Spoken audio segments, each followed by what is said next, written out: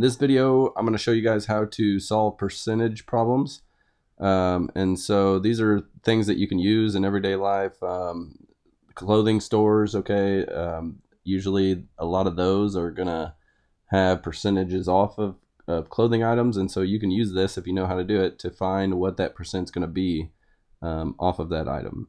There's just a couple steps that you need to know whenever you're solving a percentage problem, and it should be fairly simple.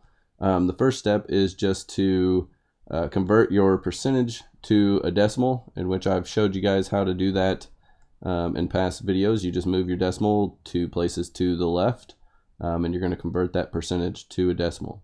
And then you're going to multiply. Okay, you're going to multiply your decimal that you just got times the number in your problem. So if it's the cost of something or just a number that you want to find the percentage of, you're going to multiply those two numbers. Okay, so let's do a couple practice problems here. The first one here is 80% of $5. So the first thing, we're going to convert your percent to a decimal. We're going to put our decimal in here right after our number. We move it 2 places to the left. We're going to do that every time to convert a percentage to a decimal. So that's actually going to become 0.8. I'm just going to drop off that 0 on the end because we don't really need it. Okay, so if I did, now I'm going to multiply. So I have my $5 times 0.8. Okay, and again, we know when multiplying decimals, we can wait till the very end to put that decimal back in our answer. Okay, but 5 times 8 is going to give us 40. Okay, and we have 1 decimal place that we need to put into our answer. So we're going to start right here and move it over 1. So our decimal is going to go right there. So it's going to be actually 4. Okay, so 80%, going back to our problem, 80% of $5 is actually $4. And that would make sense, right? Let's look at another one here. So 90% of 70.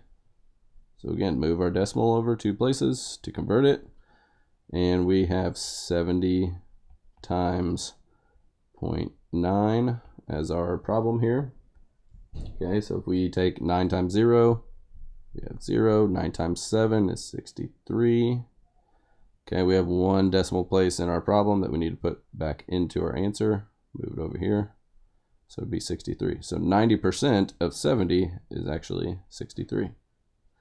All right, let's do one last problem. I encourage you guys to pause the video and try to solve this one yourself before you see the answer. So 70% of 80.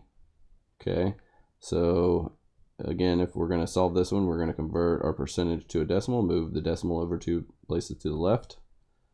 Okay, so that's going to become 0.7. So we have 80. And I could have 0.70 if you want to leave the 0 on there, but just by taking the 0 off, it's just less, gives you less work. Okay, so we can just multiply 1 number instead of 2 numbers. So 7 times 0 is 0. Okay. 8 times 7 is 56. We have 1 decimal place in our problem. So we're going to move it over 1.